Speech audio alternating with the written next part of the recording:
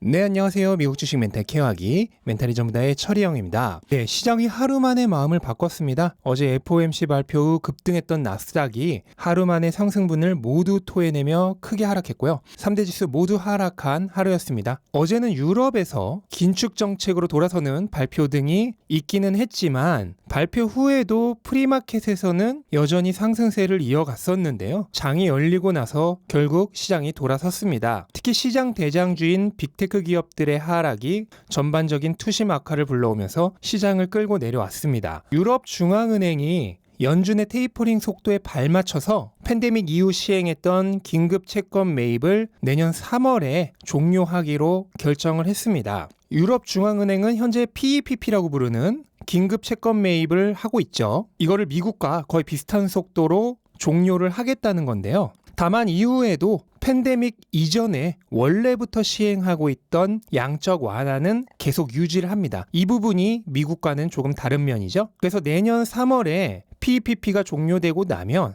내년 4월부터는 채권 매입 금액이 현재의 절반에 약간 못 미치는 수준으로 떨어질 예정입니다. 뿐만 아니라 영국 중앙은행도 긴축 정책을 발표를 했는데요. 기준금리를 인상하기로 했습니다. 기존 0.1%에서 0.25%로 0.15% 상승시켰고요. 시장에서는 영국이 지금 오미크론 변이의 확산이 굉장히 심한 상태이기 때문에 그 부분을 고려해서 금리를 동결할 것이라고 예상을 했었는데 예상에 완전 반하는 결과가 나왔던 게 시장에 조금 충격을 준 것 같습니다. 이렇게 미국에 이어서 유럽도 긴축 정책으로 전환을 한 것이 오늘 시장이 급격하게 변심한데 한몫을 했다고 보여지고요. 이렇게 시장은 하루하루가 예측이 불가능하죠. 어제는 조증이었다가 오늘은 울증이었다를 반복합니다. 시장은 원래 그런 것이지만 내 감정까지 거기에 맞춰 함께 조울증에 걸리지 않는 게 성공적인 투자를 위해 중요한 요건이 되겠죠.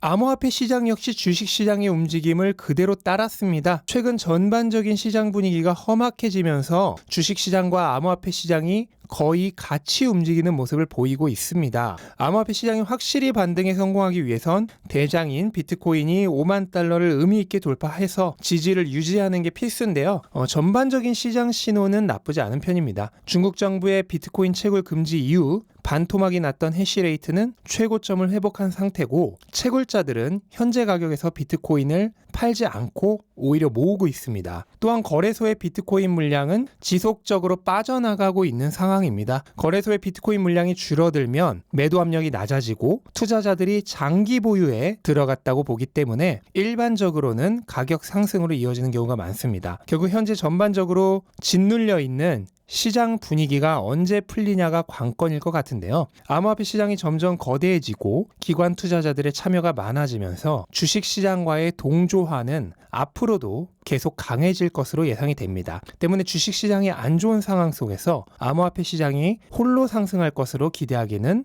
어렵다고 보여집니다. 네, 오늘 시장 전반적으로 안 좋았지만 특히 기술주들이 많이 안 좋았는데 그중에서 리비안이 오늘 장 마감 후 상장 이후 최초 실적 발표를 했습니다. 하지만 실적 발표 후 거의 10% 가까이 급락을 했는데요. 발표 내용을 요약해 보면 리비안은 올해 총 650대의 차량을 생산했고 이 중 400대 가까이를 인도했습니다. 다만 아시다시피 최초 인도부는 대부분 직원들을 위한 인도고요. 아직 본격적인 차량 인도는 시작되지 않았다고 보는 게 맞을 것 같습니다. 그리고 R1 차량 총 7만 1000대가 예약이 되었고요. 애틀랜타에 두 번째 공장을 지을 예정이고 여기서 생산은 2024년부터 시작할 예정이라고 발표를 했습니다. 그리고 총 이익은 8,200만 달러를 기록했고 순이익은 마이너스 7억 7,600만 달러를 기록했습니다.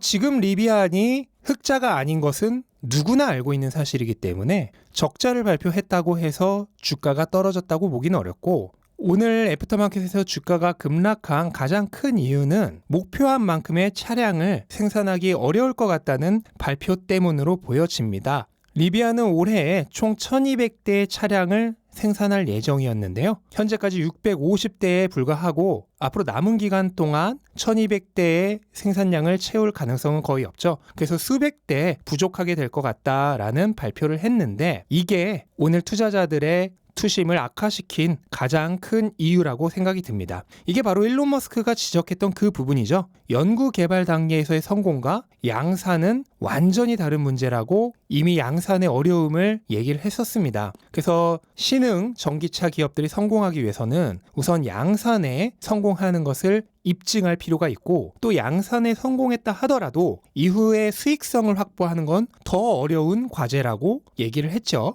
그래서 리비아는 우선 양산에 성공했다는 걸 증명할 필요가 있고요. 또 성공했다 하더라도 수익성 확보라는 진짜 어려운 과제가 아직은 남아있는 상황입니다.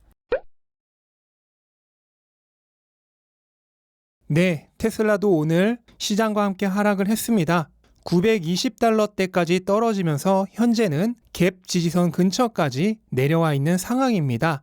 천슬라는 이제 완전히 깨졌다고 보시면 되고요. 이제 이 갭 지지선을 지키느냐 못 지키느냐의 문제가 되겠죠. 오늘 유독 다른 빅테크 기업들 비교해서도 주가가 많이 떨어졌다 싶었는데 역시나 일론 머스크가 추가적인 매도를 했습니다. 동일하게 기존에 설정되어 있었던 93만 주 정도의 매도고요. 이로써 일론 머스크는 거의 1300만 주 가까이를 매도를 했고, 이제 400만 주 조금 넘게 매도 물량이 남아있는 것으로 예상이 됩니다. 현재 테슬라는 상승을 위해 필요한 여러 동력이 내년으로 밀려있는 상태입니다. 일론 머스크의 매도가 1월에서 2월까지 계속될 가능성이 있고요. 기가 베를린과 기가 텍사스의 양산 역시도 내년부터 시작될 가능성이 높아 보이죠. 그리고 바이든 정부가 추진하는 EV 크레딧 역시 내년으로 밀릴 가능성이 굉장히 커진 상황입니다. 이렇게 되면 2022년 가이던스를 포함한 4분기 실적 발표를 확인한 이후에나 투자하려는 사람들이 많아질 것입니다. 결국 1월까지는 큰 상승 동력은 부족한 상황입니다. 결국 그때까지 상승은 제한이 된 상태에서 얼마나 많은 저가 매수세가 들어오냐에 따라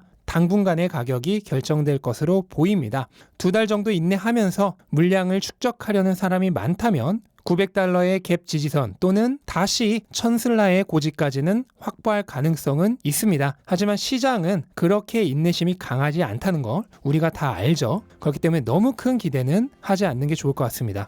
자, 어제 FOMC 결과 발표 때까지만 하더라도 시장 분위기가 좋아지면서 이대로 연말 산타 랠리로 들어갈 수 있지 않을까 하는 기대가 있었습니다만 결국 시장이 다시 주저앉았습니다. 아직 올해 2주 정도 시간이 남아있기 때문에 이대로 연말 랠리가 완전히 없을 거라고는 단정할 수 없겠습니다만 작년과는 확연하게 분위기가 다른 것만은 사실입니다. 하지만 그렇다고 실망할 필요는 없습니다. 작년 연말과 연초는 성장주 위주로 역대급의 상승이 있었지만 결국 그 후폭풍으로 2월에 무슨 일이 일어났는지는 다들 기억하실 겁니다. 그때 당시 상승의 주역이었던 테슬라는 그 후로 거의 10개월간 주가가 암흑기를 겪었죠. 지나친 상승은 또 지나친 하락을 불러옵니다. 우리는 주가가 늘 오르기를 바라지만 실제로 그런 일은 일어나지 않죠. 결국 상승과 하락은 반복되기 때문에 오늘의 상승이 내일의 하락을 담보로 하고 있다는 사실을 잊어서는 안 됩니다. 그리고 그 반대도 마찬가지입니다. 때로는 힘든 시기를 보내면서 주식의 손바뀜도 일어나고 또 지지 기반을 튼튼히 다지는 시간도 필요한 겁니다.